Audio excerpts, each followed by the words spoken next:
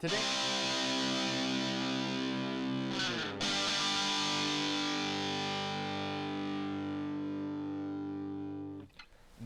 Now going over to the business blunder of the day, you have AT&T outage costing them $5 per customer affected. Now that is about how much they're offering to compensate folks for that outage. This comes to us thanks to cbsnews.com. They say, quote, AT&T to offer customers a $5 credit after phone service outage. Here's how you have to get it.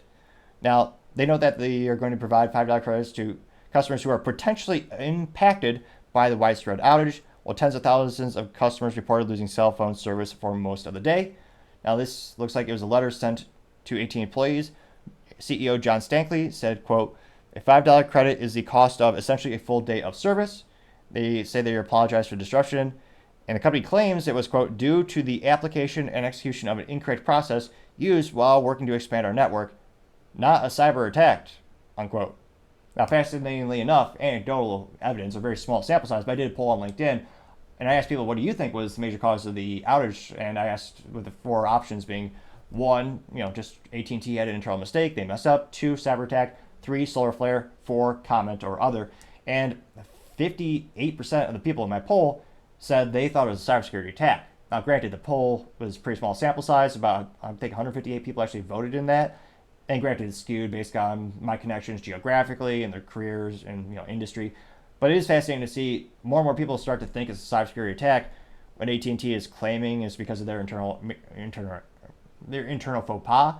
But I mean, whether it was a cybersecurity attack or whether it was an internal outage, at the end of the day, it still did disrupt the service and make the brand look bad, and everyone freaked. People were obviously irate.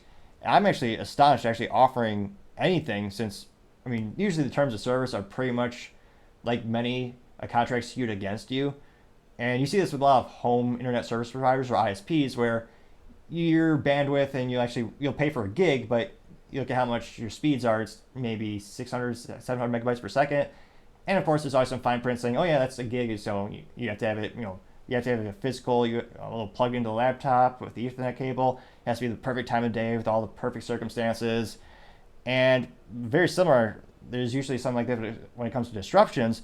So I don't think there's any legal way you could force them to pay this. Now, I understand for PR, it obviously makes them look good, but still the shareholders aren't going to be too happy because, again, it's $5 and it is a credit, so it's not like it's cash coming out of the company, but that means it's lost sales. So the sales are going to actually go down $5 per user, and again, that adds up a lot in aggregate considering how many actual customers AT&T has. So whether or not what the real reason was, the fact that they had that outage with their name on it, and now it's going to cost them a pretty penny, because again, with all those customers affected, the $5 will add up with lost revenue. That certainly has to be the business blunder of the day. Thank you everyone for taking the time to tune in today. Again, we're trying to get to 4,000 subscribers by the end of the month, so if you could click that button, I would greatly appreciate it. Also, leaving a thumbs up, thumbs down, or comment is a great way to give me some additional feedback on how I can make the show better and better.